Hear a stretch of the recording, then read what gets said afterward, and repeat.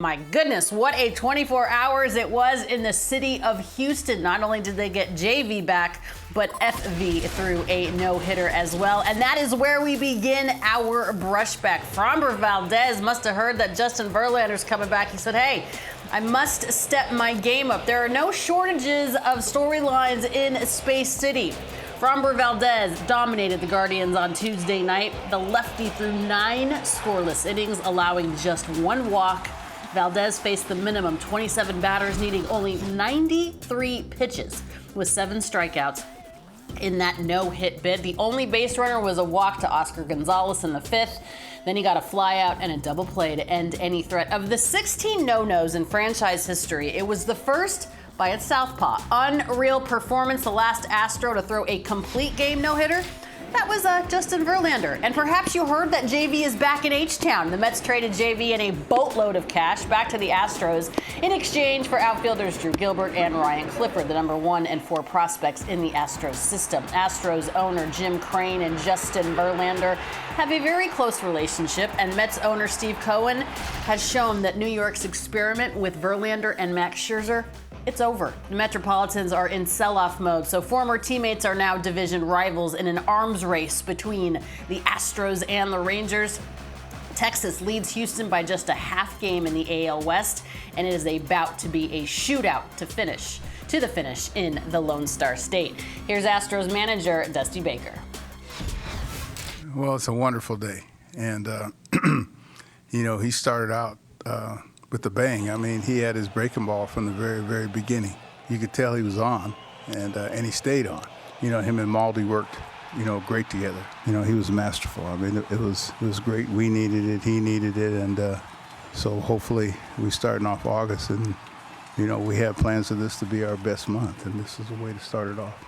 Sometime I believe in numerology. I mean, it was sort of destined to be. And I'm sure, Justin's smiling right now and, on his way here. And, he'll be the first one to probably congratulate Framber when he gets here. The guys pull for Framber.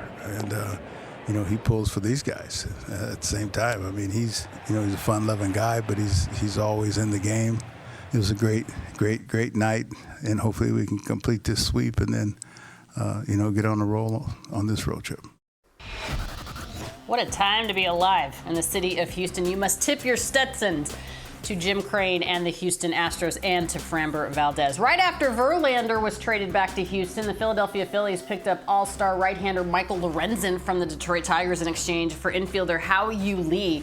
I love this for the Phillies. They currently sit in the second wildcard spot in the NL, and Lorenzen is a great add to that rotation. Just ask Phillies GM Dave Dombrowski, who said Lorenzen was one of the few people on our list that we thought could start effectively and relieve if we got to that point later on. Dombrowski went on to say that there are still about 60 games to play. That means guys are going to start a bunch of times, and he's always felt that it's not always the best but the healthiest pitchers when you get to the postseason. Our guys have thrown a lot of innings over the last couple of years, and to me, the depth behind our 5 guys in the rotation, Christopher Sanchez included in that, because he's really stepped up. We didn't feel was as deep if something happened to someone, so adding someone like Lorenzen really changes that. And sticking with the NL East, going from the Phillies to the Marlins, outside of the 2020 shortened season, this is the first time the Marlins find themselves in the playoff hunt in 7 years. Miami added slugger Jake Berger from the White Sox and 2022 Silver Slugger Josh Bell from the Guardians. Kim Ng, Marlins GM, also traded for left-handed starter Ryan Weathers from the Padres. Jake Berger's 25 home runs match All-Star Jorge Soles for the team lead, and his 52 RBI would rank 3rd on that team. Berger doesn't become a free agent until after the 2028 season, so he is a controllable piece with a big bat. For more on who won and who lost as far as the trade deadline is concerned, our friend Steve Phillips is in-house at the studio at MLB Network in Secaucus. Steve, thanks for being with us. First of all, let's talk about the city of Houston for just a minute. Not only does Framber Valdez absolutely dominate on the hill, but oh, by the way, Justin Verlander is back. What do you make of it? Yeah, the thing I took out of all of that was Dusty Baker believes in numerology. Like, I thought that was great. Like, I think 0 was the number of the day yesterday for no hits for Framber Valdez. But what a big day for them. I mean, It's interesting. So many teams brought players back that they had before. So you see that in Houston, obviously with Justin Verlander coming back, the comfort level he'll have with Martin Maldonado, the easy transition back into the team. They also brought Kendall Graveman back in, whom they've had previously too. But Verlander is a whole different level of pedigree in the rotation. And I do believe that the emotions that players feel around the deadline, that either they're staying, they're going, their team's going for it, their team didn't make any moves, everybody's affected. And I think we see it in their play. And so I think there is some cause and effect for Framber Valdez going out there yesterday. He was coming off of a really tough outing. His last time out, he got knocked around. He was all over it yesterday, just commanding the zone. His breaking ball was fantastic. And I think the idea now, some burden off of him, that he doesn't have to be the leader of this staff. Verlander's coming back into the mix. It was certainly a big day for the Astros and certainly for all the Astros fans. What were your biggest takeaways from this 2023 deadline? It was a weird trade class, Steve. Not a lot of huge names other than Verlander and Scherzer, but not a lot of, huge position players, if you will. What are your takeaways? What's so interesting is that teams that seem to be on the bubble all labeled themselves differently. So, everybody's 3.5 games out. The Angels are throwing everything into it. They're going. The Padres, 5 games out. They're going for it.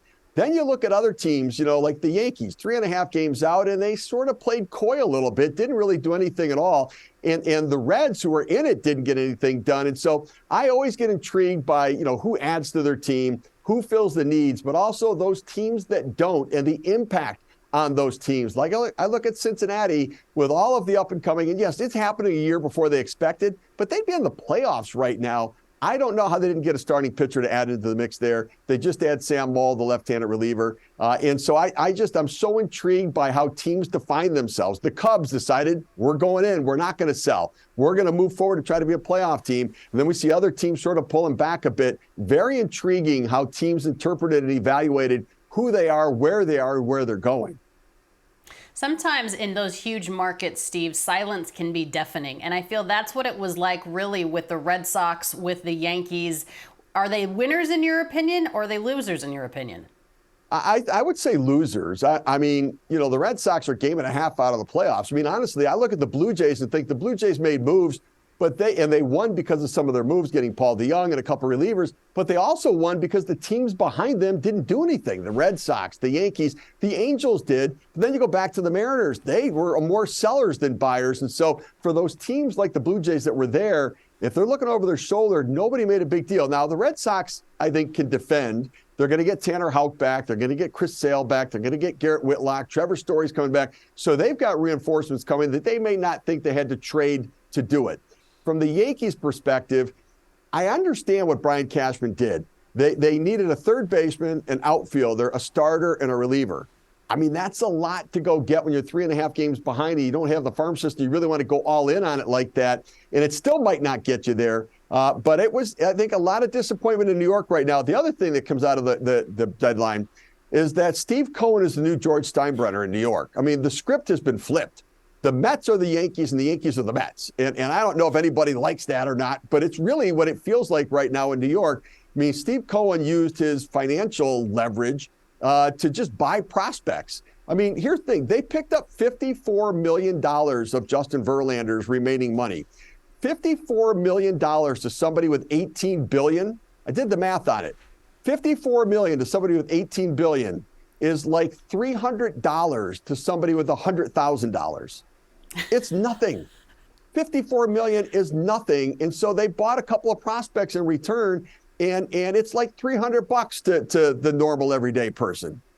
That's disgusting kind of money. That's just disgusting kind of money. In such a disgustingly great way. It is such a disgusting, especially if you're a Met fan and not so much if you're a Yankee fan. So, I mean, it appears that the Mets have punted on 2024, but for different reasons than the Yankees have punted. It is just a weird time in New York. Chris Russo believes that, New York is the home of baseball. Is it just, do you really believe that the script has flipped there? I do. I do. I mean, I think that what we saw was Steve Cohen pivot. They won 101 games last year. They re-signed Nimmo. They re-signed Jeff McNeil. They come into the season. They bring in Verlander. This was all about going for it in 2023. And they signed Scherzer for next year, too, Verlander for next year, and an option for 2025. Their plan was to go for it and try to win World Series. back-to-back years.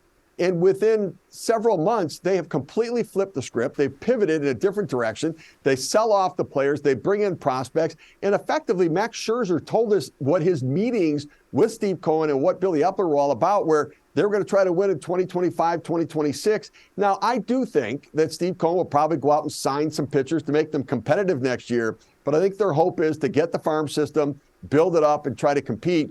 And I just think that you've got an owner making baseball decisions with the Mets right now and a general manager making baseball decisions with the Yankees. That's not the way it used to be when George Steinbrenner was there. Yeah, very different times, of course, in the big city. Before I let you go, your opinion on Eduardo Rodriguez not waiving his no-trade clause to go to L.A.? So he had the right, his talent was enough that when he negotiated his contract, he had the limited no-trade clause. He submitted the teams that were on there. And I guess my biggest question is, why did the Tigers go down the road with the Dodgers knowing that they were on the no-trade list without having some sense as to whether or not Rodriguez would say yes to it? Because it takes a lot of time to make these deals. Then when they went down that road, it seemed like they shut everybody else off. And when the Dodgers went away, they couldn't pivot to another team in the time that was there to go get a deal done. So I think there was certainly some miscommunication for sure. And I suspect the next time Scott Harris has a player with a no-trade clause, he's going to find out ahead of time, would you or wouldn't you, before I spend the time talking to another team.